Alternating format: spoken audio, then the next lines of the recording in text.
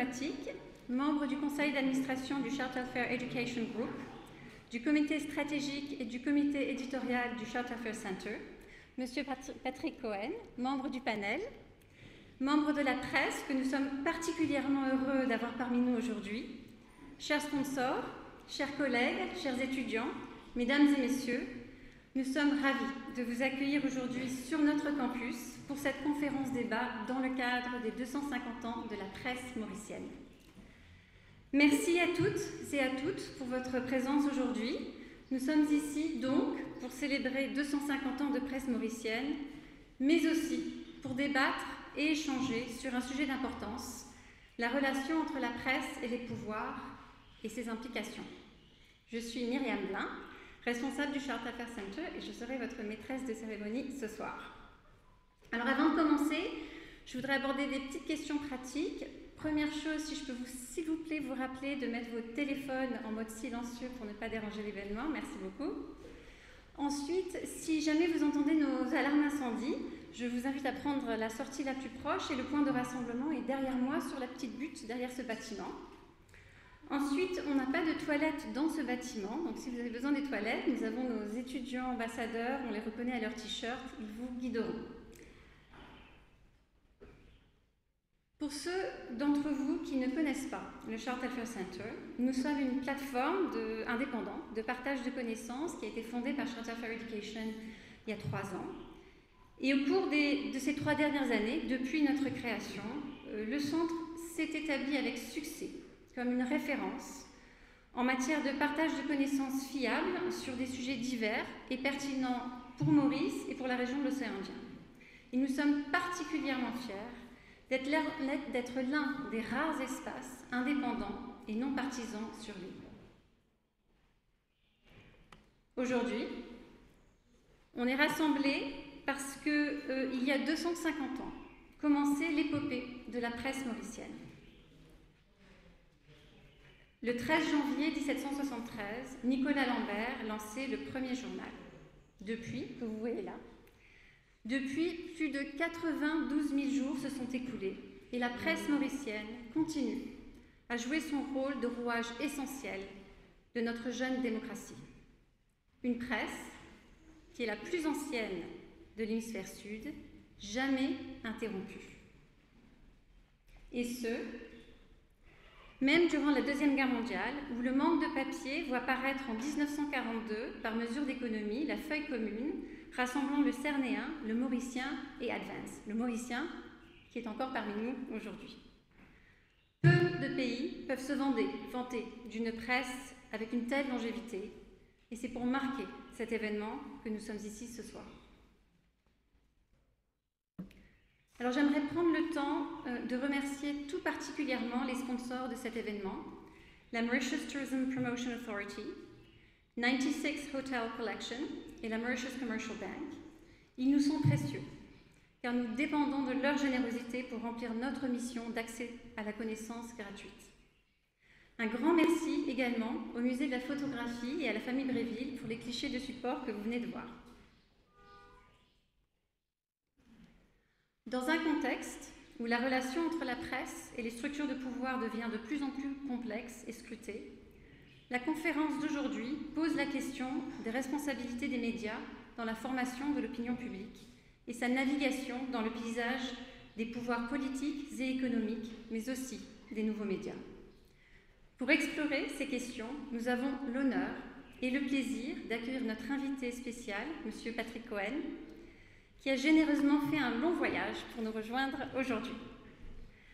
Journaliste chroniqueur et visage familier de l'émission C'est à vous sur France 5 depuis 2011, il est aussi animateur depuis 2018 de Rambobina sur LCP Assemblée nationale, une émission qui offre un voyage exploratoire et hebdomadaire dans les archives de la télévision. Avant cela, Patrick Cohen a été un homme de radio et il nous dit qu'il est toujours passionné de radio. Il y débute dans les années 80 sur Fréquence Nord, ensuite RFO en Guyane, RFI et France Info, avant de rejoindre RTL en 1994 et d'y faire ses gammes dans tous les genres de journalisme, et ce pendant 13 ans. Longtemps, il se levait de très bonne heure pour interroger les politiques et conduire les sessions radio d'information du matin, ce qu'on appelle les matinales, D'abord sur France Info, ensuite RFI, RTL, France Inter jusqu'en 2017 et ensuite Europe 1, rien que ça. Donc Patrick Cohen est un homme clé du paysage médiatique français depuis près de 30 ans et on est absolument ravis de vous avoir parmi nous. Son discours d'ouverture sera suivi d'un débat animé par ma collègue Mylène Biquette, maîtresse de conférence en culture et médias chez Curtin Mauritius. Et j'ai également le plaisir de vous présenter Christina Chan-Mitou et Jean-Luc Émile qui se joindront à Patrick Cohen en tant que panélistes. Christina Chan-Mitou est maître de conférence en sciences de l'information et de la communication à l'Université de Maurice depuis 1999 et elle y dirige le Mediacom Studio qu'elle a créé en 2008 sous l'égide de l'Agence internationale pour le développement de la communication de l'UNESCO. Ses publications de recherche touchent aux problématiques de la liberté de la presse, de la régulation des médias, des nouveaux médias et de la question du genre dans le journalisme, à Maurice. Elle a dirigé et co-dirigé des ouvrages tels que Media Ethics and Regulation, Insights from Africa, Enhancing Democratic System, the Media in Mauritius, et plus récemment les actes de l'atelier Countering Disinformation, Ensuring an Open and Transparent Infoscape. Elle participe également à des projets de recherche sur la langue mauricienne et a notamment collaboré à des projets portant sur le créole mauricien et le créole rodriguais. Et enfin, Jean-Luc Émile, qu'on ne présente pas à Maurice, bien sûr, qui a 25 ans de carrière derrière lui dans l'industrie des médias, à Maurice et à l'international. Il est correspondant pour BFM TV et Antenne Réunion. Ancien rédacteur en chef de Radio One, il est aujourd'hui Managing Editor au Défi Media Group. Polyvalent, son expérience couvre la presse écrite, la radio, la télévision et les plateformes digitales dont on va parler aujourd'hui. Il a également reçu de nombreux prix. Il a notamment été lauréat du prix Nicolas Lambert en 2020 et en 2021. Et il a également été le runner-up du CNN Multi-Choice African Journalist Award en 2016. Merci Mylène, merci Christina, merci Jean-Luc d'être avec nous. Notre panel sera suivi de 30 minutes consacrées aux questions au public et vous aurez également l'occasion de continuer les conversations lors d'un cocktail après les échanges. Donc j'aimerais pouvoir inviter sans plus attendre Monsieur Patrick Cohen à venir au pupitre pour son discours d'ouverture. Monsieur Cohen, la parole est à vous. Mesdames et messieurs, bonjour, merci de me faire l'honneur de m'accueillir et de m'écouter. Je vais donc vous parler de ce que je sais, de ce que je connais, de la presse, des médias, des pouvoirs politiques et économiques, des réseaux sociaux, de désinformation, de l'influence des uns sur les autres et de la façon dont le système s'est métamorphosé en quelques années. Ma thèse, certes sommaire et non exhaustive, étant que les médias ont glissé au fil du temps d'un risque de servitude à une autre, de celle qui en faisait les instruments du pouvoir politique à celle qui les relie aux réseaux sociaux dans une dépendance qui peut être toxique et même parfois contraire aux valeurs du journalisme. J'ai été le témoin de cette évolution, témoin au long cours, puisque voici près de, non pas de 30 ans, Myriam, mais près de 40 ans que j'évolue dans des rédactions audiovisuelles, en France, en métropole, comme on dit chez nous, mais aussi en Outre-mer. Ça aurait pu être sur l'île de la Réunion voisine, mais le hasard des affectations m'a emmené en Amérique du Sud, à Cayenne, dans cette Guyane qui a occupé avec bonheur 3 ans de ma vie professionnelle et m'a fait apprendre et apprécier les subtilités du créole guyanais, parfois proche et parfois éloigné du créole mauricien. J'ai eu l'occasion de l'éprouver. La presse en général, je ne dirais pas que c'était mieux avant, pas du tout, mais je dirais que c'était plus simple. Plus simple parce que vertical. En haut, vous aviez le pouvoir politique qui exerçait un contrôle, une surveillance, une influence avec une bride plus ou moins courte. En France, cette tutelle-là, dans sa brutalité et sa grossièreté, n'est plus qu'un lointain souvenir, mais cela va peut-être vous étonner, j'ai gardé ce souvenir. J'ai vu de mes yeux de jeunes journalistes français opérer la bride courte qui ont fait valser des directions et des rédactions en vue d'y installer des chefs plus dociles ou des amis plus sûrs. Certes, l'alternance politique survenue en 1981 avec l'arrivée de la gauche au pouvoir, 23 ans après le début de la Ve République, avait fait souffler une liberté inédite à la télévision publique comme dans les radios privées, mais il y eut un remarquable retour de bâton 5 ans plus tard, lors du retour de la droite, ce qu'on a appelé la première cohabitation, avec ce qui fut une véritable chasse aux sorcières à la maison de la radio. Les Chiraciens n'avaient pas compris que les temps avaient changé. Ce fut en 1986 la dernière purge politique de cette ampleur dans l'audiovisuel public en France. Les temps avaient changé, mais sans effacer complètement la volonté de contrôle. Disons que les jeux de pouvoir sont devenus plus subtils, en tout cas moins voyants, pas de limogeage brutal et injustifié, plus de ministre de l'information du général de Gaulle, c'était Alain Peyrefitte, venant présenter en personne devant les caméras la nouvelle formule du journal télévisé, mais quand même une façon de faire passer des messages, éventuellement des nominations. Aux yeux du grand public, en revanche, la question de l'indépendance des rédactions ou de l'indépendance d'esprit des journalistes vis-à-vis du pouvoir central était devenue un sujet, un enjeu, un atout. Plusieurs scandales sur fond d'interventions trop voyantes ont fortement valorisé les manifestations de résistance à l'autorité. La radio pour laquelle j'ai longuement travaillé dans les années 90, RTL, l'ancienne radio Luxembourg, alors première radio de France, était fier, par exemple, de claironner que 2 présidents de la République avaient demandé la tête de son éditorialiste politique vedette, Philippe Alexandre, sans succès. Il était donc possible, dans ces années-là, de paraître impertinent sans trop d'insolence et sans prendre trop de risques pour sa carrière, mais les auditeurs téléspectateurs biberonnés si longtemps à un conformisme anesthésiant paraissent et persiflage de toutes les vertus, à commencer par celle du courage, ce qui était souvent exagéré. En réalité, chacun savait jusqu'où ne pas aller trop loin, et les journalistes étaient d'autant plus habités d'un esprit de responsabilité qu'ils avaient le sentiment d'exercer une sorte de magistère. C'est l'autre verticalité qui a presque complètement disparu, en France tout au moins. Les journalistes avaient ce privilège de détenir le monopole de l'information. Ils étaient seuls à accéder aux sources, aux déclarations, communiqués, conférences de presse, rapports officiels, jugements, archives, photographies, à pouvoir consulter les dépêches d'agences, d'ailleurs plus abondantes qu'aujourd'hui, puisqu'à l'AFP, Agence France Presse, avec ses multiples fils, fil général, fil éco, et ce fil curieusement nommé, je m'en souviens, Africascar, pour les nouvelles de l'Afrique et de Madagascar. À l'AFP s'ajoutaient 3 autres agences internationales, 2 en français, Reuters et Associated Press, une en anglais exclusivement, UPI, et une agence française adossée à la presse régionale, l'ACP, l'Agence centrale de presse. Cette importante matière brute, nous étions seuls, donc les journalistes, à en disposer, de même que l'essentiel des sources secondaires, c'est-à-dire la presse papier, tant il était inimaginable qu'un lecteur citoyen puisse disposer du temps et de l'argent nécessaires pour acheter et consulter l'ensemble des quotidiens et des hebdomadaires d'information, ce qui se faisait pourtant dans chaque rédaction, grâce à des services de documentation ou directement par les rédacteurs eux-mêmes. Les journalistes, particulièrement ceux de la radio et de la télévision, étaient donc les médiateurs exclusifs des citoyens vis-à-vis du monde extérieur. Ils étaient ceux qui ordonnaient l'information, qui en définissaient les priorités, qui distinguaient l'essentiel de l'accessoire, la nouvelle grave de l'anecdote. L'actualité n'était jamais ennuyeuse ou palpitante, elle était ce qu'elle devait être. Un point, c'est tout.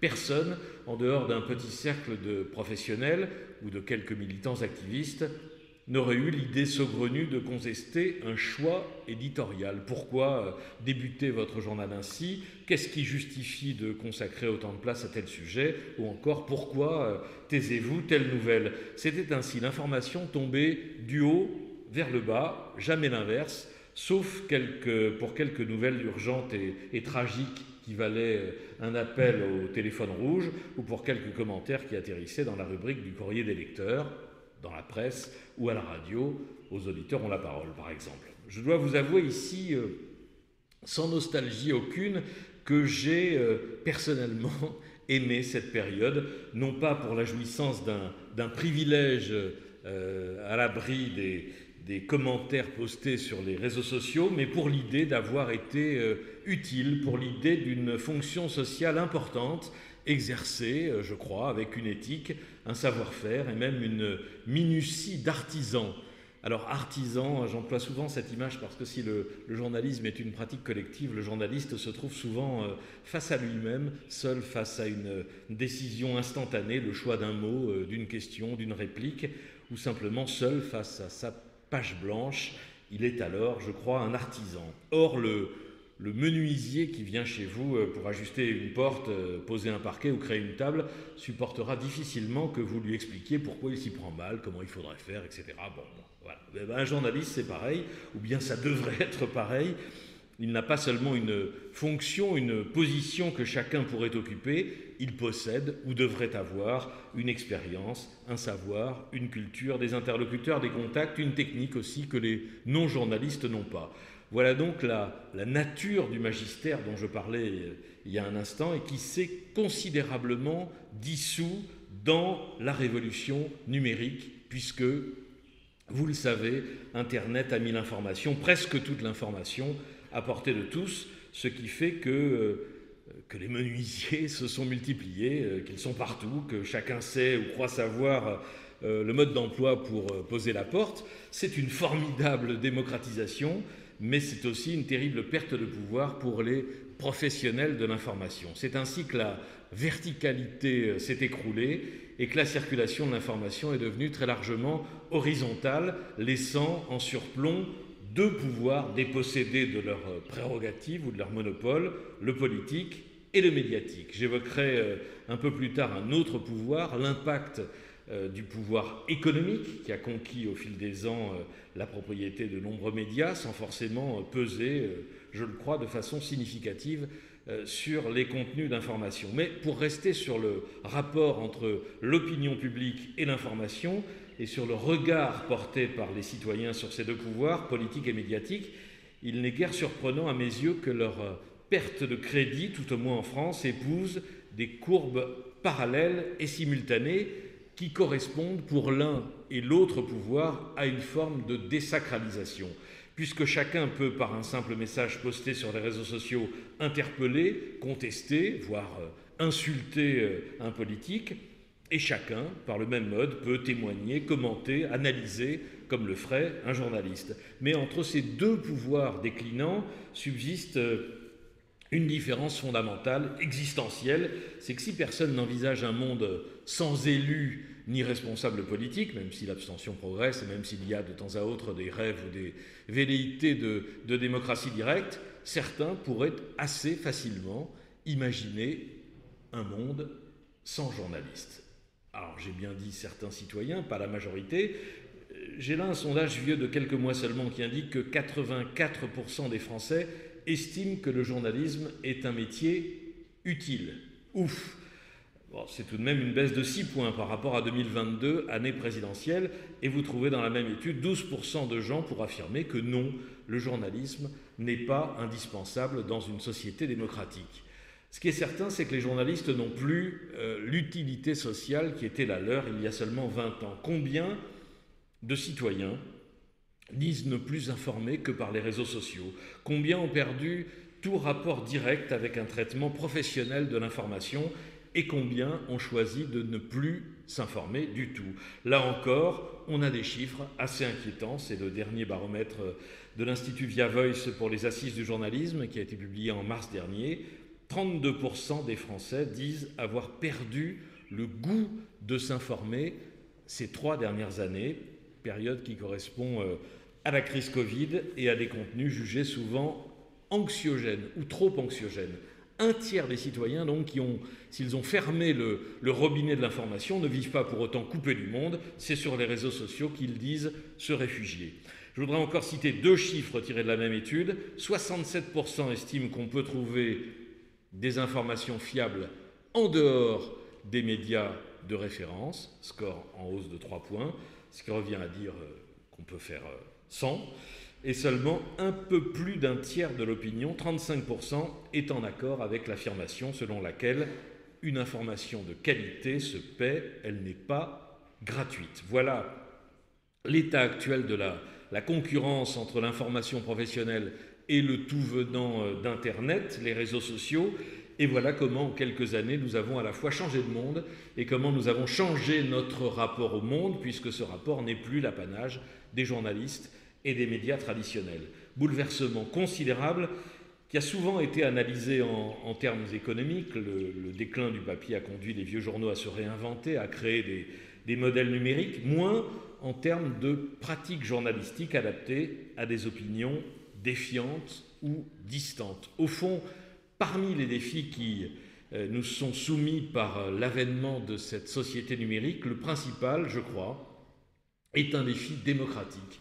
Il est celui du commun, du vivre ensemble face à l'atomisation des contenus d'information, et l'une des grandes questions qui nous est posée à nous, journalistes ou défenseurs des valeurs du journalisme, peut se formuler ainsi: qu'est-ce qui peut convaincre un individu, un citoyen, de s'en remettre à une information vérifiée et pluraliste plutôt qu'à une information qui conforte ce qu'il pense déjà? Qu'est-ce qui peut l'amener à sortir de sa bulle de confort, comme on dit, pour lire ou entendre autre chose que ce qu'il a envie de lire et d'entendre? Hélas, à ces questions, je n'ai pas de réponse unique et opérationnelle, et sur ce point, je suis relativement pessimiste. C'est-à-dire que je pense que les habitants exclusifs de ces bulles ont fait un aller sans retour, qu'ils ont toutes les raisons de bien se sentir dans ce monde merveilleux, celui des algorithmes, qui ne fait que conforter leurs croyances et renforcer leur défiance à l'égard des médias traditionnels.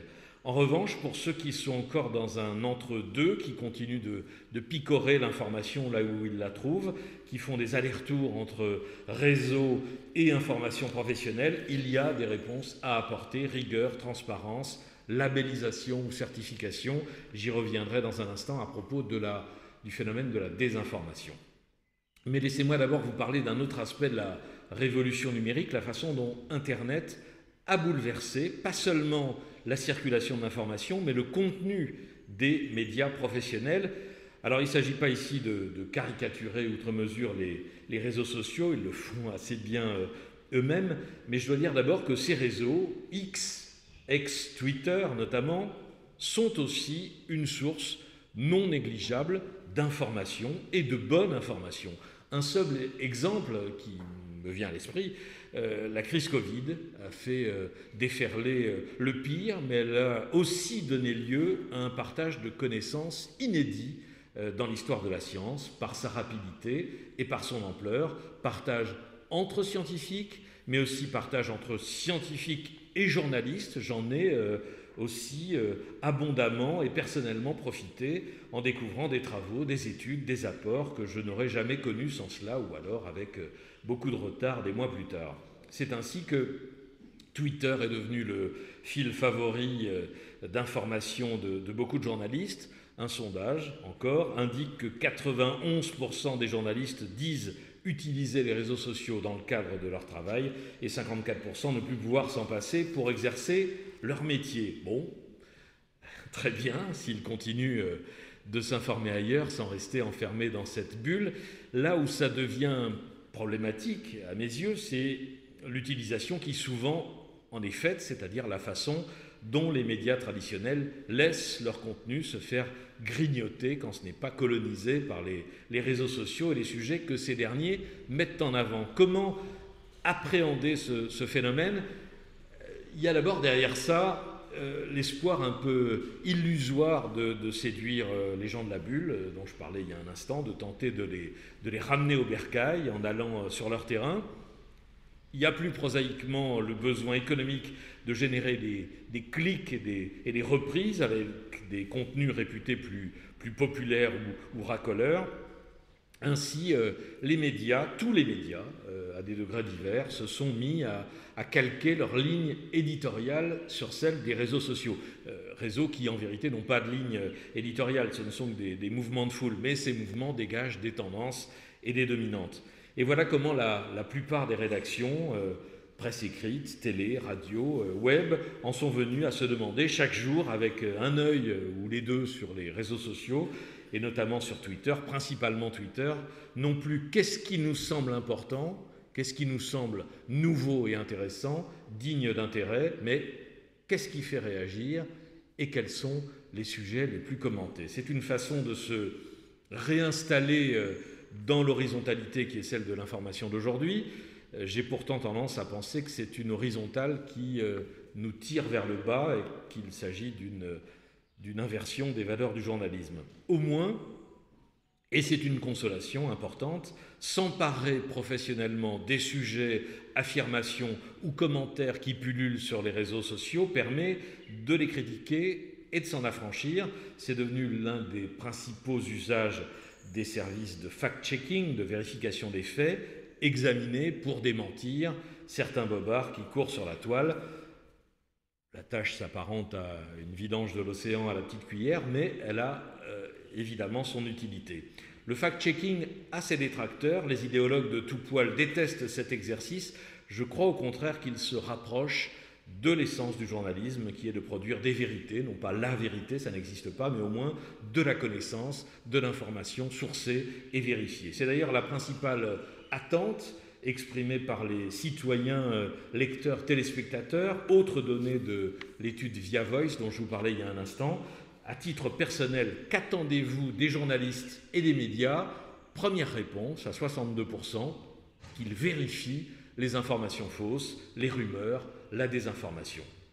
De ce point de vue, la grande vague de désinformation à l'œuvre durant la crise Covid m'a fait soudain ouvrir les yeux sur la proximité réelle entre les métiers de journaliste et de scientifique, dans le sens où nous avons les uns et les autres à produire de la connaissance, du savoir, à partir d'une même démarche rationnelle, recueil des données, vérification des sources, croisement de ces données, examen des biais ou des incertitudes, le tout servant à construire un raisonnement, un récit, une démonstration.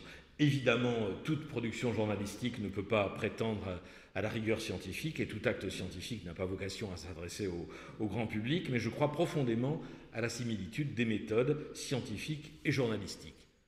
Cela, bien sûr, c'est la théorie ou l'idéal.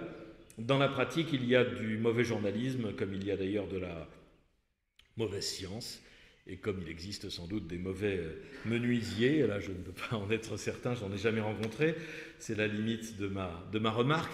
Du mauvais journalisme donc, voire de plus en plus souvent, pas de journalisme du tout, quand certaines antennes se contentent, au nom du pluralisme, qui est une valeur importante, mais au nom du pluralisme seulement et au mépris des faits, de traiter sur le même pied et avec le même temps d'antenne les compétences scientifiques, pour prendre cet exemple, les compétences les plus solides et les opinions les plus marginales, eh bien le journalisme cède alors la place au relativisme et souvent à la désinformation. J'y reviens. Sur ce sujet de la désinformation, il faudrait des heures et je ne les ai pas, et ça n'est pas directement le sujet de cette conférence. Il faudrait sans doute plusieurs colloques, mais pour le dire rapidement, la désinformation est aujourd'hui un fléau qui s'aggrave, un fléau qui mine nos démocraties, qui fait basculer des élections, fait gonfler la haine et le ressentiment, qui demain peut-être provoquera des guerres. C'est un fléau qui s'aggrave un peu plus à chaque crise. J'ai cité le Covid, ce fut ensuite la guerre Russie-Ukraine, aujourd'hui c'est la guerre Hamas-Israël, et qui s'aggrave depuis un an sous la gouvernance du nouveau propriétaire de Twitter, Elon Musk, réseau rebaptisé X, qui ne filtre presque plus rien, puisque les modérateurs ont été fichus à la porte, et qui véhicule les pires horreurs, les pires mensonges, les pires obscénités. Tout peut s'y exprimer en ce moment avec une violence inouïe, avec un terrible effet démultiplicateur. On l'a vu tout à l'heure, la désinformation et les théories du complot accroissent la méfiance à l'égard des médias traditionnels, des sachants ou des savants et des autorités politiques, ce qui rend encore plus difficile la diffusion d'informations fiables et la prise de décisions éclairées. Pour le résumer de façon triviale, plus les gens pensent que les journalistes et les médias traditionnels mentent, plus ils seront amenés à croire n'importe quoi, c'est-à-dire des sources non fiables. Et nous savons de surcroît que le mensonge aura toujours une longueur d'avance. C'est la fameuse loi de Brandolini ou le principe d'asymétrie des baratins qui nous dit que la quantité d'énergie nécessaire pour réfuter des bobards sera toujours supérieure d'un ordre de grandeur celle nécessaire pour les produire. On dit parfois, pas un ordre de grandeur, mais 10 fois plus. Brandolini était un programmateur informatique italien qui a inventé son aphorisme après avoir suivi et effaré une interview de Silvio Berlusconi, il était alors Premier ministre, qui alignait un mensonge par phrase malgré le travail préalable des journalistes. Face à la désinformation et au contenu mensonger répandus sur les plateformes, c'est donc une bataille capitale que l'Europe va avoir à livrer dans les prochains mois. Bataille qui nous dira si la réglementation élaborée notamment par le commissaire français Thierry Breton est de taille à faire plier les géants de la tech. Je rappelle que les obligations contenues dans ce règlement DSA pour Digital Service Act doivent entrer en vigueur le 17 février 2024. C'est le moment donc d'évoquer un autre pouvoir tapi dans l'ombre de l'actionnariat médiatique, puisque le pouvoir politique tente de remettre de l'ordre chez les géants du numérique. Devrait-il également intervenir pour limiter la propriété et l'influence du pouvoir économique, à moins que ce pouvoir économique ne serve ses propres intérêts, les propres intérêts du pouvoir politique. C'est un grand débat en ce moment en France, né de l'extension et de la transformation de l'empire Bolloré, c'est-à-dire du groupe Vivendi, dont Vincent Bolloré est le principal actionnaire. Mais au-delà du cas Bolloré qui mériterait un exposé à part entière, la question est celle de la grande concentration économique de ce secteur. Il est dit couramment que 90% des grands médias français appartiennent à 9 milliardaires, ce qui est factuellement vrai, sauf qu'il est impossible ou malhonnête de mettre sur le même plan des pratiques ou modes de gestion qui n'ont rien à voir, de comparer un Vincent Bolloré qui imprime et impose très clairement une ligne idéologique aux médias qu'il détient, à un Xavier Niel qui a installé ce qu'on appelle une muraille de Chine entre lui et la rédaction du journal Le Monde, journal évidemment très important, avec une stricte séparation des pouvoirs éditorial et actionnarial et un droit d'agrément exercé par le pôle d'indépendance en cas de changement d'actionnaire de contrôle. En vérité, chaque journal ou chaque groupe de presse est un cas particulier. Je pense, pour ma part, dans le débat français qui est le nôtre en ce moment, je pense qu'il est nécessaire de changer la loi, d'abaisser les seuils de concentration qui ont été fixés maintenant il y a près de 40 ans, de renforcer l'indépendance des rédactions par un droit d'agrément de ses dirigeants. Mais je pense que l'influence exercée sur les médias par le pouvoir économique est d'abord d'ordre économique avant d'être politique. C'est-à-dire que c'est une pression constante pour générer des revenus, c'est une course à la rentabilité, ce qui, bien sûr, n'est pas sans conséquence sur les contenus rédactionnels, sur les moyens dévolus à l'information. On sait que l'information coûte cher, on sait que ce n'est pas un bien comme un autre, mais je ne crois pas que les milliardaires des médias, comme on dit, pèsent en France d'un poids significatif sur le débat public à l'heure actuelle. Un dernier mot sur ce qu'il est possible de faire en matière de lutte contre la désinformation pour évoquer l'initiative que je trouve très prometteuse et qui n'a pas encore la notoriété qu'elle mérite, de l'ONG Reporters sans frontières. Je parlais de la JTI pour Journalism Trust Initiative. Il s'agit d'une norme internationale, d'un label conçu comme la norme ISO pour mettre en valeur et promouvoir un journalisme digne de confiance, processus qui, s'il aboutit, si tous les acteurs jouent le jeu, processus qui profiterait à terme à tous les acteurs de la chaîne de production de l'information. Les médias, qui évalueraient leur conformité à la norme, publieraient leur rapport de transparence, puis obtiendraient cette certification indépendante. Les citoyens qui utiliseraient les indicateurs JTI pour un choix éclairé des informations qu'ils consultent. Les annonceurs s'appuyant sur la JTI pour sélectionner les médias auxquels associer leur image et aligner leurs dépenses publicitaires. Les médias sociaux, algorithmes et moteurs de recherche qui utiliseraient les données JTI pour indexer et promouvoir des sources conformes.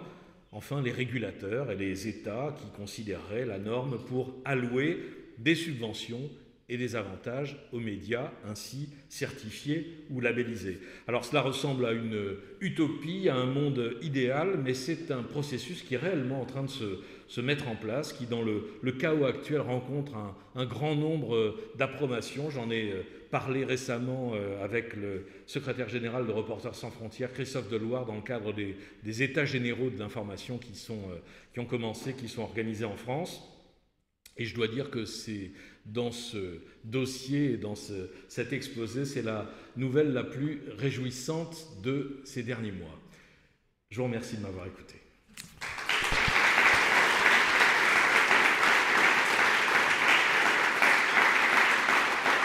Merci beaucoup, Monsieur Cohen, de votre partage.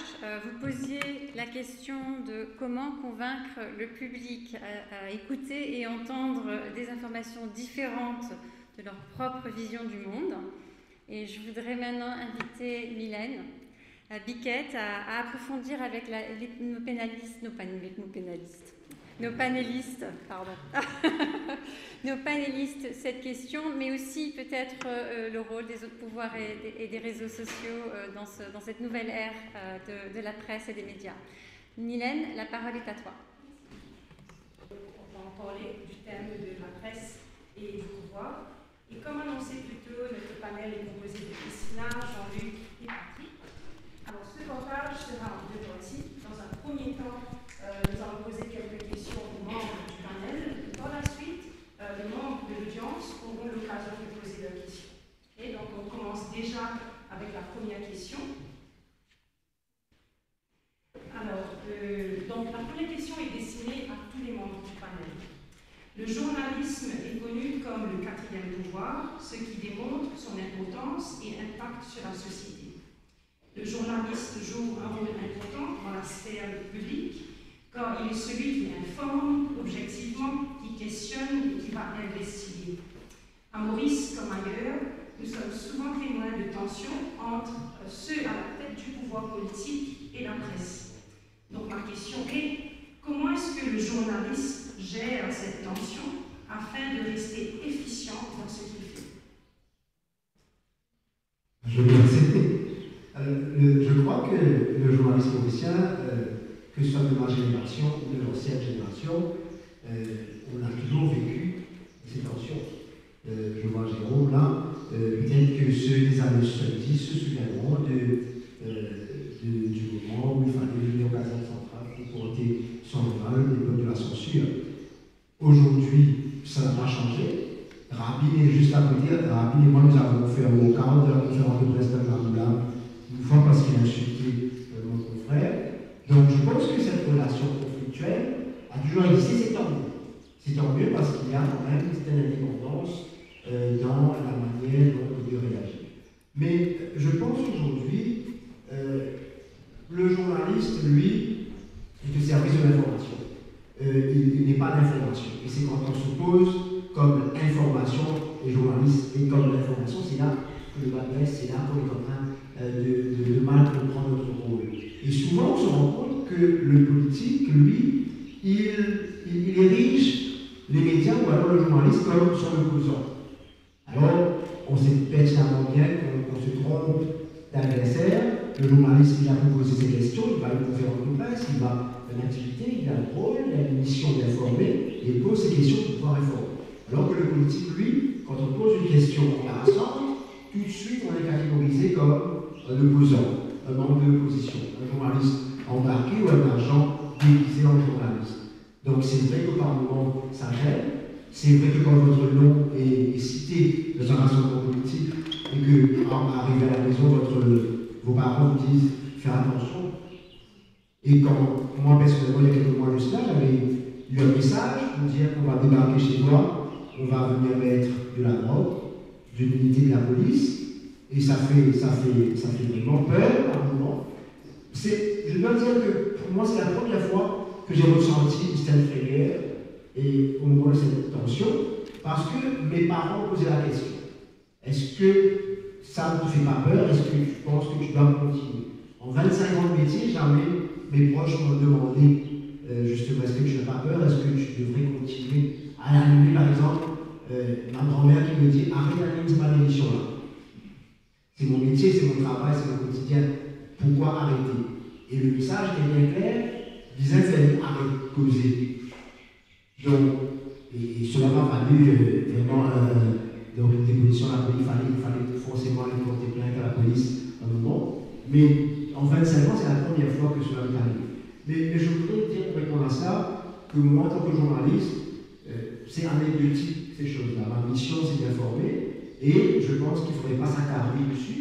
Si on joue ce jeu-là, c'est de faire comprendre aux politiques qu'ils ont gagné.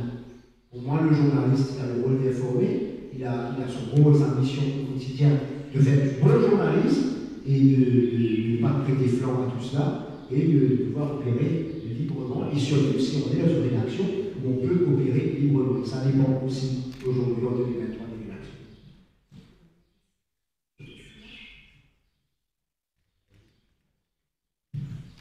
Alors, bonsoir à tout le monde.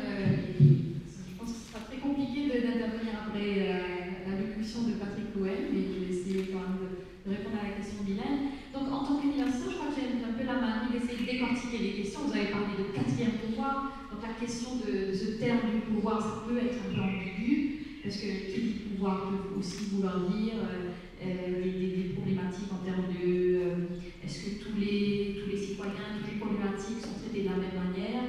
Est-ce que la mission d'informer, elle est menée, on va utiliser le terme objectivement, parce que l'objectivité pure, elle n'existe pas. Non pas à Maurice et non pas ailleurs non plus. L'objectivité pure n'existe pas. Ce qui existe, ce sont des manières de traiter l'information de telle sorte à ce qu'elle apparaisse la plus objective possible. Donc c'est une différence assez marquée. Et aussi, bien sûr, vu que les journalistes sont des êtres humains, ils ont des affinités, ils ont des positionnements, ce qui n'est pas un problème en soi. On sait que par exemple dans les pays démocratiques comme la France, comme les États-Unis, le Royaume-Uni, etc., il y a des positionnements très clairs. On sait qu'il y a une presse de gauche, une presse de droite. Or à Maurice, ça n'est pas du tout le cas. Tous les journalistes, toutes les entreprises de presse affirment qu'ils sont des parents d'objectivité. Donc là, c'est peut-être la problématique peut-être la plus saillante dans le contexte mauricien, dans le sens que le consommateur de l'information ne sait pas nécessairement, en tout cas celui qui n'est pas très avisé en moyenne, ne sait pas nécessairement à quoi s'attendre et comment juger de la qualité de cette information, de ce positionnement. Donc ça c'est une première remarque que je voudrais faire. Et par rapport à la remarque que Jean-Luc a faite, c'est-à-dire en disant qu'effectivement il a fait face à des menaces, mais qu'il la traite de manière anecdotique, je pense que, et je mets ça en relation avec les étudiants que j'ai eus récemment au fil des dernières années, c'est-à-dire que les meilleurs étudiants, et non seulement les meilleurs, mais tous les étudiants en fait cette année, quand je leur ai posé la question, est-ce que vous voulez devenir journaliste, à la sortie, ils vont obtenir un diplôme en février-mars. Alors, vous savez le nombre d'étudiants qui m'ont dit oui, je veux être journaliste? Je vous laisse deviner. Exactement 0. C'est vous dire. Alors, c'est vous dire que même la passion ne suffit pas.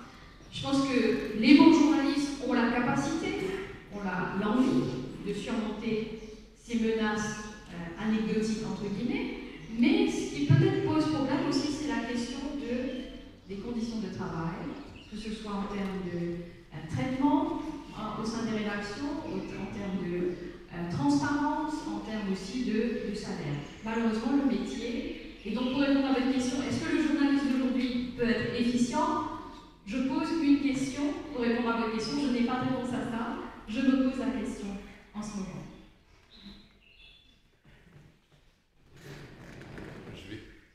Est-ce que ça... 2, 1, vous m'entendez? Moi, je vais répondre sur le plan des principes, parce que évidemment, je ne connais pas bien la situation mauricienne, mais ce que vous en dites m'interpelle, y compris sur le nombre de vocations des étudiants et de futurs journalistes. Je dirais d'abord que, par essence, par principe, à mes yeux, la presse, les médias sont un contre-pouvoir. Et que les pouvoirs politiques doivent s'habituer, dans un certain nombre de pays qui y sont déjà habitués, à ce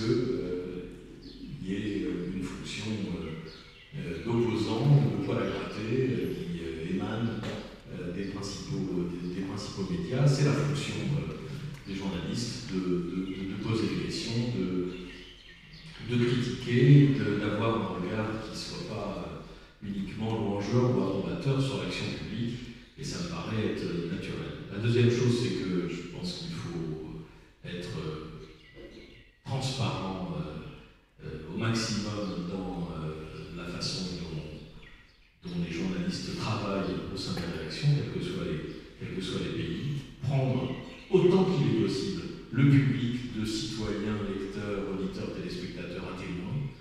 Et je crois qu'il y a, en matière de liberté de la presse, je pense que, ça s'est vu dans beaucoup de pays, je pense qu'il y a un effet cliquet, c'est-à-dire qu'il est très difficile de revenir en arrière.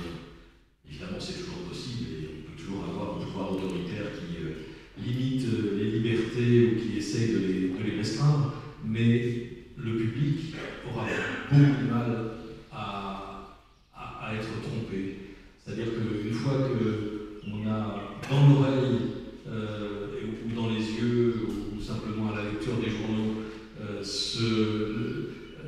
qu'on a eu devant soi ce qu'a l'exercice de la liberté de la presse, les gens après savent reconnaître les discours de propagande, de langue de bois ou des choses qui ne sont pas libres, qui sont simplement dictées par les autorités.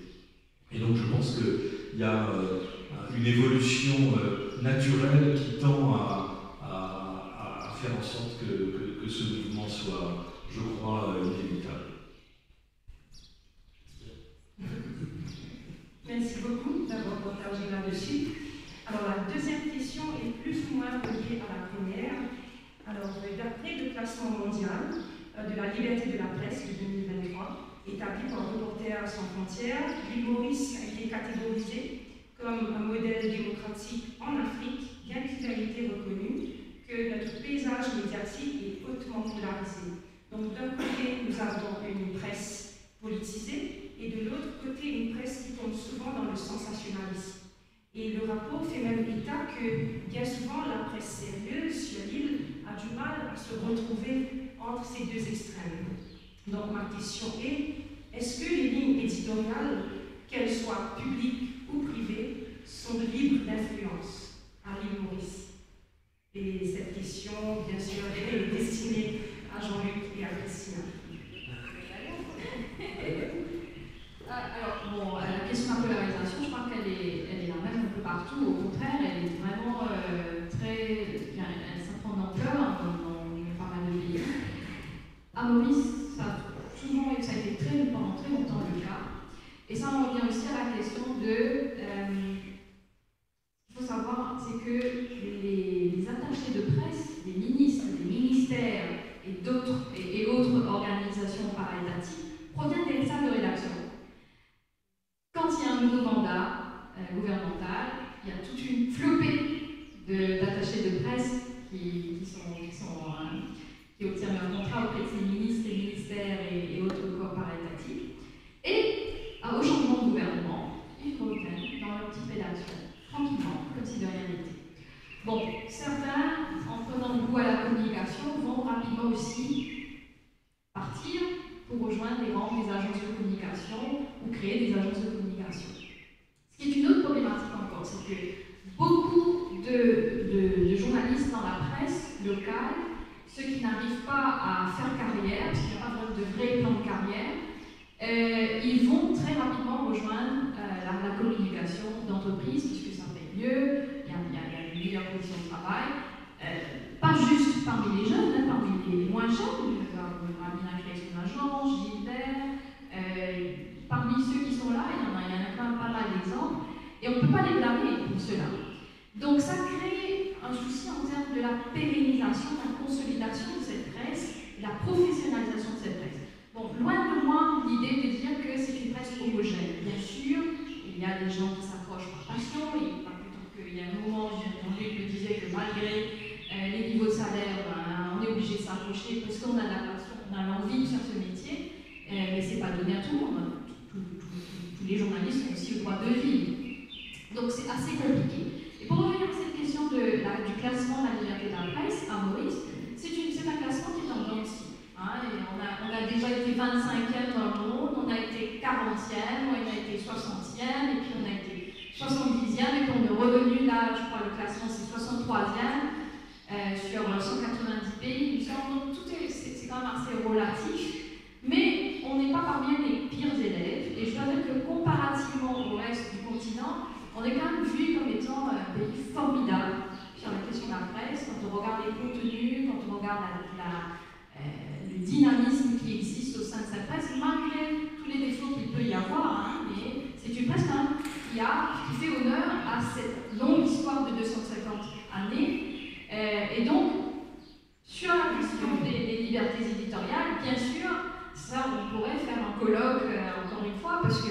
Est-ce que c'est une liberté économique dont on parle? Et effectivement, on sait que la presse s'appuie essentiellement sur les revenus publicitaires des gros annonceurs, donc il y a une dépendance, même si cette dépendance ne se traduit pas par une influence directe sur les contenus éditoriaux, mais l'influence, elle est sous-jacente, elle est là, en termes d'autocensure, d'autorégulation, etc.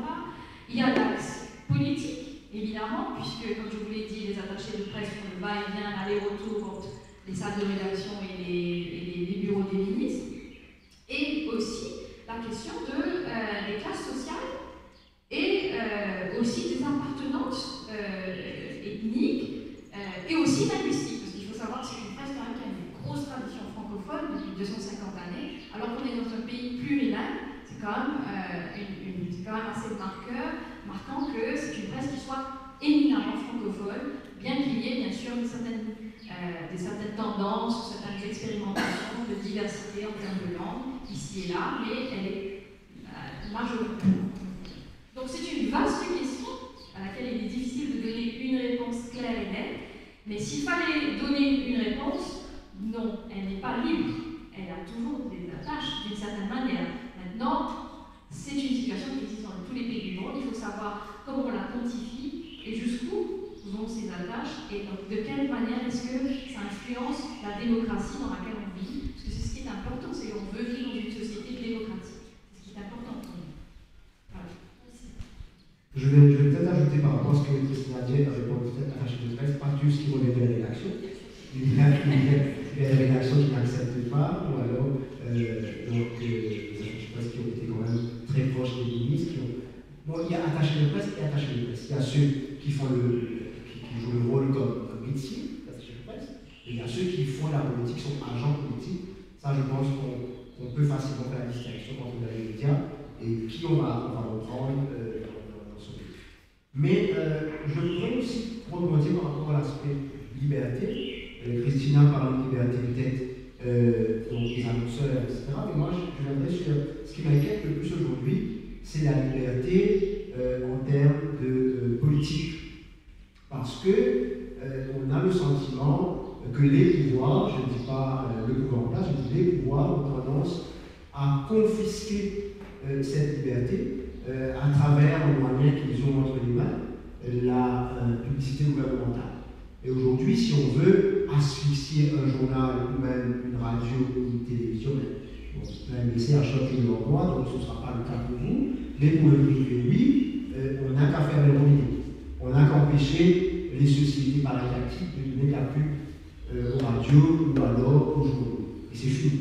Donc on sait comment ça se passe, on sait quel est le poids de la publicité gouvernementale et la publicité des corps paralatiques aujourd'hui dans les revenus des médias, et si on veut faire asphyxier donc celui-là, on va faire le donner. Et ça a été le cas, on a assisté à plusieurs séances donc, pour les défermer ces 15 dernières années.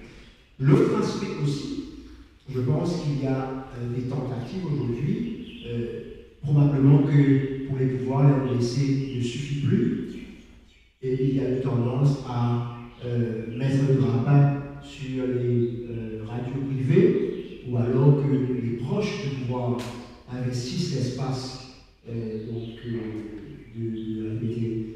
la presse à l'animation des ondes et donc investissent dans les radios privées ou alors dans la constitution même de ces radios pour pouvoir faire la propagande du gouvernement, parce que j'imagine qu'il y a un sentiment qu'aujourd'hui le public, les Mauriciens, ne regardent peut-être plus, au même titre que c'était le cas dans les 80, 90, même 2000, la station nationale, on veut jeter le 19h30. Tout se passe sur le web, tout se passe sur les Facebook Live, tout se passe sur les médias privés, et c'est pourquoi il y a besoin aujourd'hui d'être présent dans ces médias-là, et c'est pourquoi on réfléchit, on trouve les moyens d'investir quand on ne se pas de vraiment prendre, acheter donc ces médias. Il y a quand même une certaine, tout à l'heure tu parlais du pluralisme, je pense aujourd'hui on est dans une situation où si rien n'est fait, on risque de se retrouver avec des médias contrôlés par les proches du pouvoir, si ce n'est pas le cas dans certains, parce qu'on connaît, ceux qui suivent de très près savent combien certaines personnes sont placées, sont envoyées de rédaction pour pouvoir dicter la ligne éditoriale. C'est une réalité dans certaines rédactions, je dis bien dans certaines rédactions, et je pense à mon avis, c'est très dangereux. Et Patrick, voulez-vous rajouter à cela? C'est pareil en France? Non, c'est pas pareil. Non, j'ai essayé d'écrire la situation en France. Non, je suis assez édifié par le tableau qui est fait. Et donc, voilà. Non, en France, les choses sont différentes. Je pense qu'il y a un effet de temporalité. Ce que j'entends de la situation à Maurice ressemble à ce qui a pu être en France dans les années 70, 80, etc. Il y a des mécanismes aussi qui ont été dictés au fil des années, des processus législatifs, des lois qui ont permis de limiter ce genre de phénomène. En tout cas, peut-être pas sur le plan économique, parce que la menace est toujours possible, je l'ai évoqué tout à l'heure à la fin de mon intervention, mais au moins sur la porosité avec les cercles de pouvoir et sur les allers-retours dont vous parliez, sur les influences croisées, les allers-retours d'attachés de presse entre rédaction et gouvernement, tout cela n'arrive plus, en tout cas ne se pratique plus en France, en tout cas il n'y a plus de choses aussi visibles, voilà, et grossières en tout cas. Merci beaucoup. Alors, la troisième question est, en tant qu'État insulaire, multi-ethnique et multiculturel, l'île Maurice est souvent sujette à des tensions identitaires. Comment est-ce que notre journalisme actuel s'adapte à cette réalité mauricienne? Jean-Luc et Christina, voulez-vous nous écrire là-dessus? Je pense que la presse mauricienne, les médias mauriciens sont conscients de cette réalité, parce que nous avons vu ensemble qu'il faut préserver, et on sait que le tissu social est très fragile. C'est vrai qu'on chante une nationale de musulmans, on se dit tous mauriciens, les couleurs sont tous apposées, mais après le musulman, c'est vrai que c'est une autre réalité. À l'approche des campagnes électorales, c'est encore la même chose. Mais encore plus en ce moment, on le vit, on le sent, avec le conflit Hamas-Israël, on sent qu'il y a quand même cette tension. Et je pense que la presse jusqu'ici a fait vraiment attention dans le traitement de l'information. Déjà le samedi soir, après l'événement de la Citadelle par exemple, les amalgames qu'il y a eu par rapport à cette actualité. Et il y a eu le très préoccupant parce que au préalable, les témoignages, on avait les premières choses qu'on disait ce soir-là, c'était il y avait des phrases prononcées et qui pourraient emmener vers certaines connotations pour identifier qui sont ces groupes. Parce qu'en fait, c'est très mauricien ça, pour savoir qui sont ceux qui ont débarqué à la Citadelle, qui sont ceux qui ont tout cassé, etc. Donc, si ces mots avaient été dits, je pense, ces phrases avaient été dites déjà samedi soir ou dimanche matin, ça aurait pu prendre d'autres proportions. Je pense que c'est intéressant de voir combien la presse mauricienne est prudente. La presse, aujourd'hui, c'est vrai qu'on nous a tout le temps reproché les radios privées. Tout à l'heure, je disais à Patrick que c'était toute nouvelle, 21 ans, les radios privées à Maurice. Les premières années, les premiers balbutiements, vous avez reproché de faire du sensationnalisme. Je pense qu'aujourd'hui, ça a beaucoup changé. Ça a beaucoup changé, il y a beaucoup la responsabilité des médias, et je pense que nous savons où tirer la ligne, jusqu'à quel degré on peut traiter. Il y a eu une belle émission sur notre antenne, je crois que c'était mardi soir. Donc, ces sujets peuvent être traités de manière responsable et intelligente. Il y a des intervenants qui peuvent donner des avis, peut-être souvent controversés, mais qui peuvent tenir en débat, qui peuvent être invités sur les plateaux. Mais je pense aujourd'hui, on a passé ce cap. On comprend qu'il y a besoin donc, de respecter toutes les religions, les cultures, qu'il y a besoin de préserver l'ordre social, comme vous avez dit, nous sommes un pays multiculturel. Et la presse, en tout cas, pour moi, joue très bien son rôle.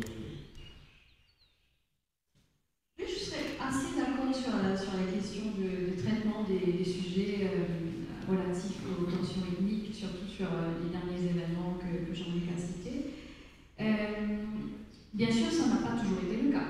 Il y a eu des moments où la presse a été même catalyseur de certaines tensions ethniques, voire jeté de l'huile sur le feu. Je pense qu'elle a un peu appris quand même. Ce qui peut-être, par contre, qu'on ne peut pas occulter, c'est qu'elle est tout à fait présente en sous-texte. C'est sous-jacent.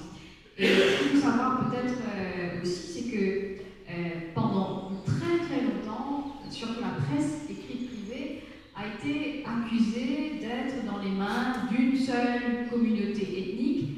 Même si ce discours refait surface de temps en temps, je pense qu'il a quand même été un peu dilué parce qu'il y a eu une certaine diversification bien réelle, peut-être pas aussi large qu'elle devrait l'être, peut-être qu'elle ne reflète pas totalement toutes les composantes de cette société mauricienne, peut-être qu'elle ne répond pas à toutes les interrogations de cette société mauricienne, peut-être qu'elle n'interroge pas suffisamment toutes les composantes de cette société mauricienne, en tout cas pas de manière assez systématique. Et donc ça peut créer des frustrations. Et là je ne parle pas seulement des composantes ethniques, mais ça peut être aussi en termes de génération.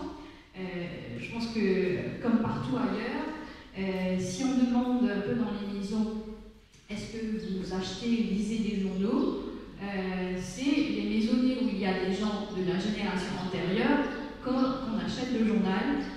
Et je pense que dans les maisonnées futures, qui sont composées des jeunes d'aujourd'hui, il n'y aura plus d'acheteurs de journaux. Donc il va falloir que la presse se réinvente en termes de modèle économique aussi, ce qui est un challenge énorme. Donc cette question de cette représentation de toutes les aspirations, de tous les intérêts, surtout dans une société qui est petite mais extrêmement complexe, que ce soit au niveau ethno-linguistique, que ce soit au niveau socio-économique, que ce soit au niveau des composantes, en sachant en plus que nous sommes une société de migration, nous accueillons pas mal de migrants, étant historiquement nous-mêmes un peuplement constitué de migrants, donc ça crée beaucoup de problématiques qui sont parfois pas traitées de manière très rationnelle et scientifique, qui sont un peu traitées de manière assez superficielle, je dois dire.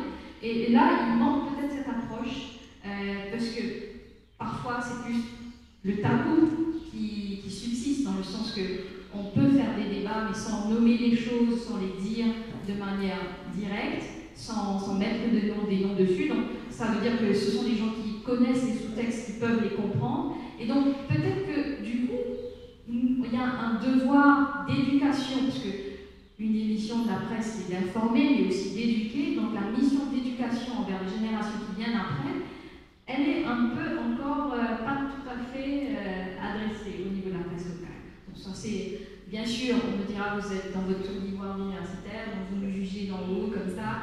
Non, c'est pas du tout, au contraire, c'est parce que j'ai envie que cette presse soit là, en dialogue avec cette société dans laquelle nous vivons et dans laquelle nous voulons vivre toutes en bonne intelligence les uns avec les autres, quelles que soient nos appartenances ethniques, linguistiques, économiques, etc.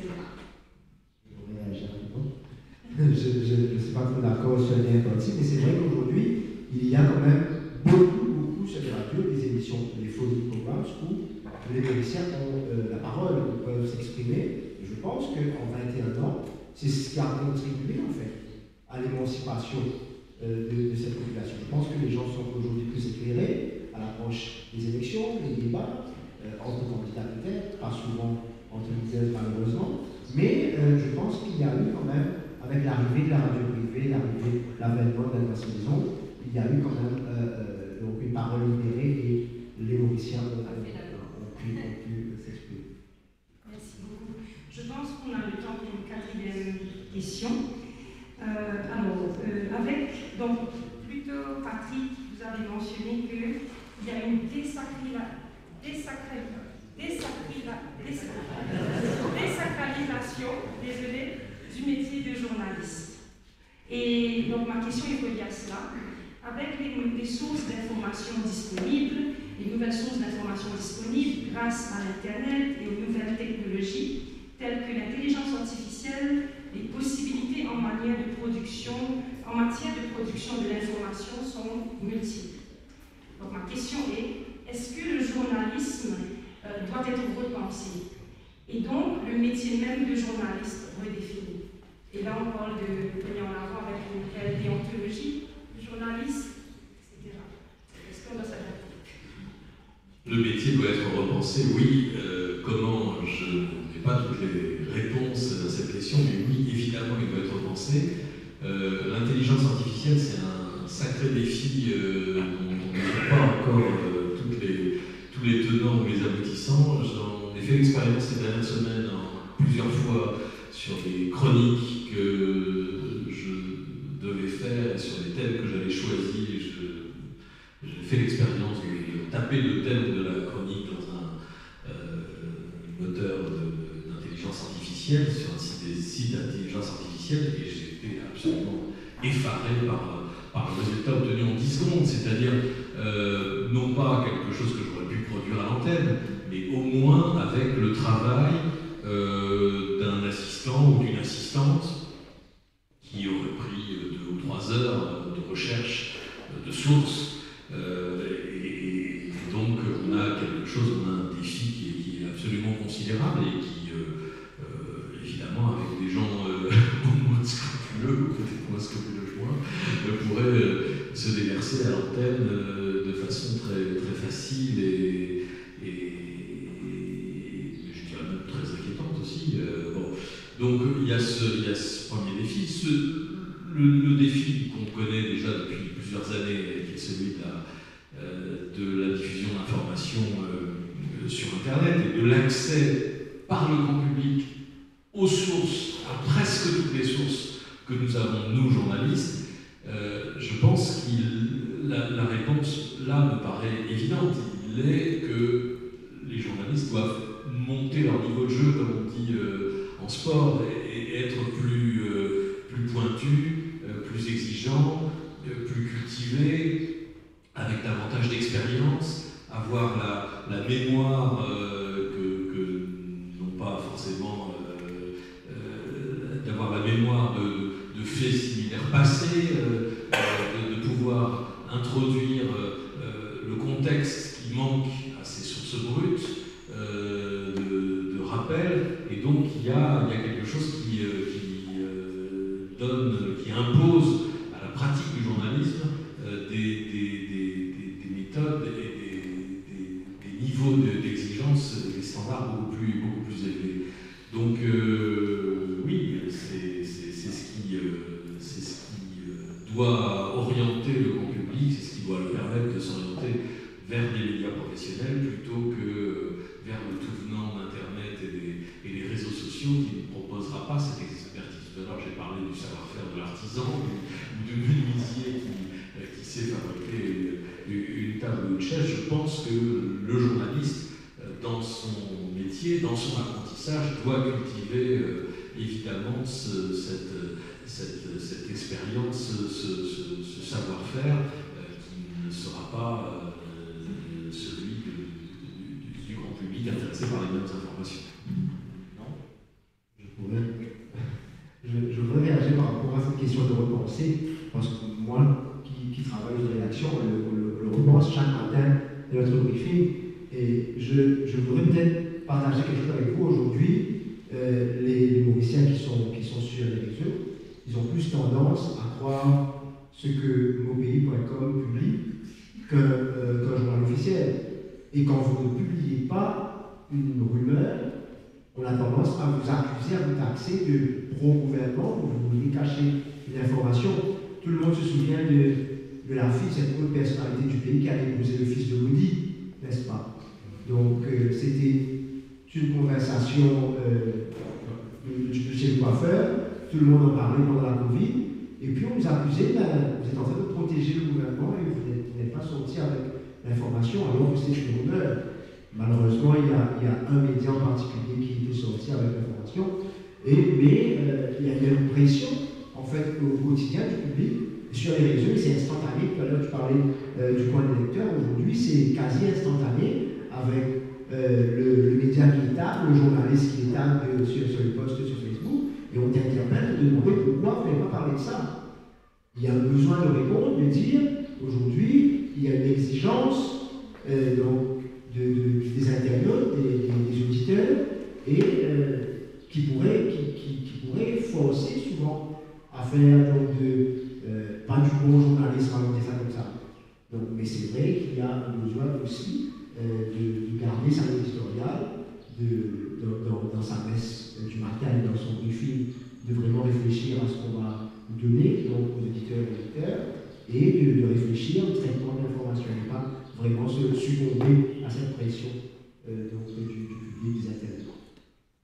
Je peux ajouter, sur la question de trouver un autre modèle pour le journalisme, réinventer le journalisme, il y a déjà pas mal de débats à travers le monde. Par exemple, la question de ce qu'on appelle le solutions journalism. Ce qui se passe, c'est que les gens sont un peu fatigués d'avoir des nouvelles qui sont ce qu'on appelle en anglais bite size et qui, un jour, on vous dit ceci, le lendemain, on vous le répète et on fait comme si la nouvelle d'hier, elle n'avait aucun lien avec la nouvelle d'aujourd'hui. Et c'est peut-être cette approche-là, mais c'est une approche très compliquée, très difficile, parce que si je postule, enfin, par exemple, je prends tous les médias d'aujourd'hui, ils sont tous des médias numériques, même s'ils sont un support papier ou s'ils sont sur les ondes radiophoniques, ils sont tous des médias numériques. D'ailleurs, toutes les entreprises dans le monde sont devenues des entreprises numériques d'une certaine manière. Donc, si on va selon cette logique-là, quand un média publie un élément d'information un jour et on publie un autre après, des dizaines encore qui se suivent, qui sont liés à la même thématique, sans que cette entreprise de presse fasse le lien entre ces différents épisodes et essaye de faire de ce qu'on appelle à un moment donné, quelqu'un avait parlé de explainer journalism, où on va vraiment faire pas nécessairement du long form, mais pourquoi pas ne pas proposer aux gens une information à plusieurs niveaux pour que ceux qui veulent uniquement avoir les titres, les grands titres, le résumé, sans bien sûr tomber dans le clickbait, qu'ils puissent le faire, s'ils veulent dérouler l'information un peu plus, s'ils veulent passer des heures dans cette information qu'ils l'histoire. Et parce qu'il y a une richesse d'information, une richesse en termes de contenu énorme qui sont générés, produits par les médias, mais qui ne sont pas liés les uns avec les autres. Ce qui est un peu dommage, parce qu'on est dans l'ère du web, à un moment donné, on avait parlé du web 2.0, tout allait être relié, et on n'a pas exploré cette richesse. C'est une chose, donc on a transposé de manière un peu superficielle qu'on avait l'habitude de faire avant, en pensant que ça marcherait, en disant voilà, il suffit d'être sur le numérique et c'est bon, on est numérisé et on fait du digital.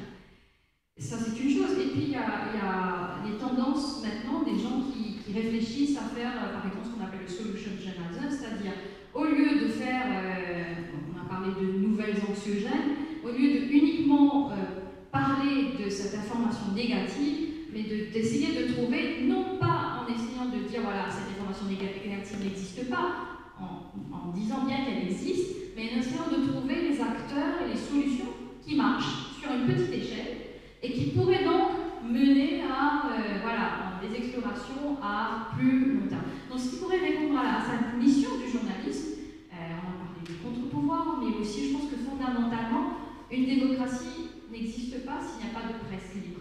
Donc cette presse libre, elle est un facteur essentiel dans la démocratie et cette mission-là, elle passe par ce genre de journalisme qui est essentiel, d'autant plus que c'est un journalisme qui est acculé par les plateformes numériques qui est en train de les asphyxier, par le fait que les annonceurs, même locaux, qui ont quand même des liens parfois affectifs ou historiques avec ces médias-là, même eux, ils vont transitionner vers les médias numériques, ces plateformes numériques qui sont basées ailleurs. Donc il y a besoin quand même de réfléchir à ça sur le très long terme. Mais c'est très difficile, parce que cette presse-là, elle est prise dans un engrenage du jour le jour, elle a besoin d'aller très très vite. Donc c'est très très compliqué, c'est plus facile à dire qu'à faire. Merci beaucoup. Et alors, une dernière question, peut-être. Alors, c'est une question pour tous les membres du panel, comment décririez-vous la relation entre les médias publics et privés en 2023 à l'île Maurice ou ailleurs? C'est quoi cette relation? Est-ce que vous pouvez la décrire? Est-ce que c'est une relation d'amour ou de haine? C'est comment on parle? Relation, c'est une bonne question. Non, je pense que contre journaliste, quoique je ne fais pas beaucoup de terrain aujourd'hui, mais mes confrères, on ne se fait pas le chignon quotidien. quotidien sur le terrain. Mais je pense qu'il y a eu quand même des cas où, encore une fois, les relations étaient conflictuelles. Par exemple, moi, j'ai été victime de la BC. Pendant la Covid-19, il y avait une lettre qui a été envoyée à l'île de la Réunion pour rechercher de l'aide, par exemple avec des ballons d'oxygène et des médecins. Comme je suis correspondant pour Inter-Réunion, j'ai fait un sujet avec. Et on m'a taxé de journaliste antipatriote. Ma photo était sur les réseaux, dans le JT, on a mis mon nom, on a fait un reportage carrément pour dénoncer cela. Et cerise sur le gâteau, par la suite, Maurice a été placé dans la zone et Roger Carnac, qui voulait dire que les Réunionnais et les Français ne pouvaient pas venir à Maurice, c'était à cause de Jean-Marc Guéry que les Français et les Réunionnais ne venaient pas chez nous. Je pense que parfois, c'est vrai que ça c'est resté à ce niveau-là, mais ça peut aller très loin. J'ai des confrères aussi qui ont vécu la même chose, mais je pense que de manière générale, les relations sont correctes. Je ne pense pas qu'il y ait, comme j'ai dit, des choses à reprocher peut-être aux journalistes eux-mêmes, probablement des décisions qui viennent de la direction parfois. Mais moi, encore une fois, je traite tout cela comme étant politique et ça passe. Donc je continue à faire ce que j'ai à faire. Ma mission, c'est d'informer, d'éclairer, donc connaître la voix du peuple. Je pense que, comme la problématique de la tension politique, donc c'est un peu relié aussi, parce que les médias publics à Maurice, bon, il y a eu des débats par exemple sur est-ce que c'est un média, ce qu'on appelle public service broadcasting, ou est-ce que c'est un média gouvernemental. Les avis sont tranchés. Je crois que aussi, il faut bien se rendre compte que parfois, pour certains journalistes, c'est le cas de Jean-Luc, mais pour certains journalistes, ils carburent à ça aussi. Hein. C'est-à-dire qu'on aime bien quand on est un peu le sujet d'information dont tu as parlé, et ça n'est pas très très sain nécessairement. Mais je dois dire qu'au final, je sais que sur le terrain, effectivement, tous les étudiants me disent que quand ils vont dans les conférences de presse, où il y a des gens des médias publics et des médias qui sont apparentés publics, qui ont une structure privée mais qui sont plutôt pro-gouvernementaux, comme les médias privés, bon, ils sont tous plus ou moins en bonne intelligence. Mais c'est pas tout à fait problématique dans ce sens-là.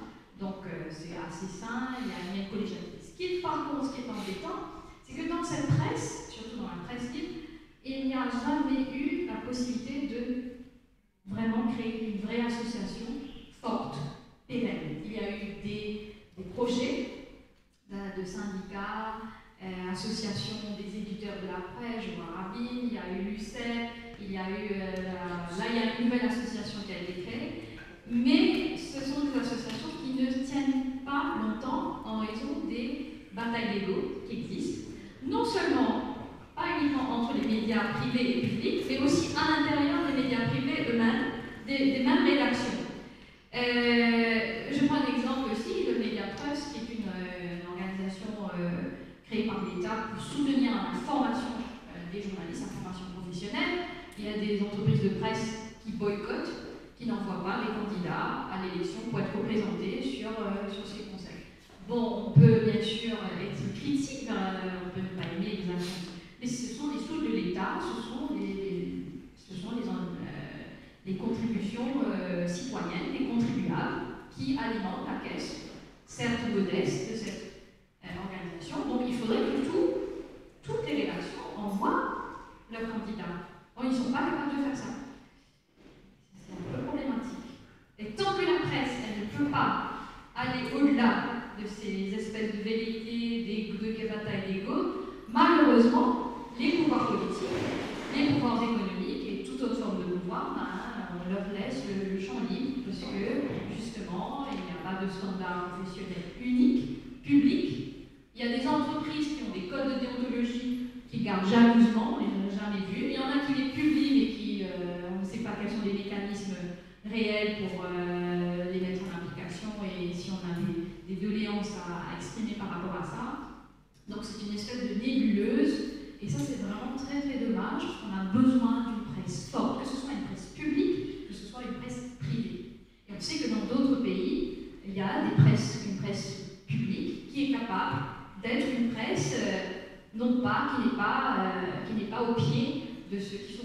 voir, qui les mettent au contraire au banc et qui les questionnent. Donc ça serait simple d'avoir une situation comme ça, ce qui n'est pas le cas de Maurice, malheureusement. Vous voulez rajouter quelque chose? Oui, Christina vient d'évoquer ce qui est la situation effectivement française, qui est très éloignée de la situation mauricienne.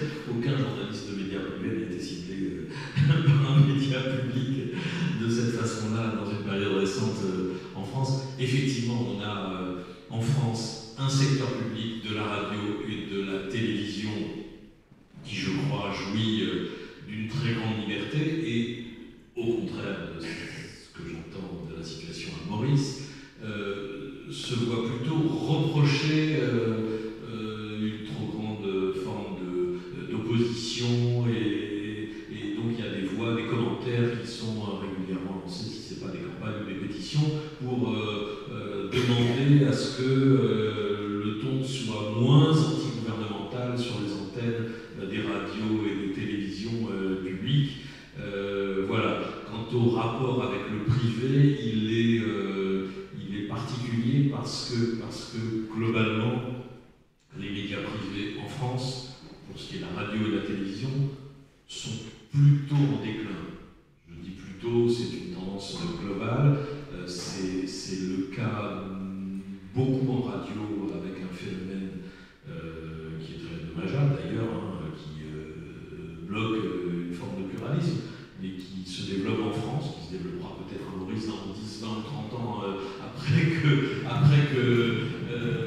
parce que vous n'êtes qu'à 20 ans, 21 ans de radio privée, qui est la publiphonie, tout simplement.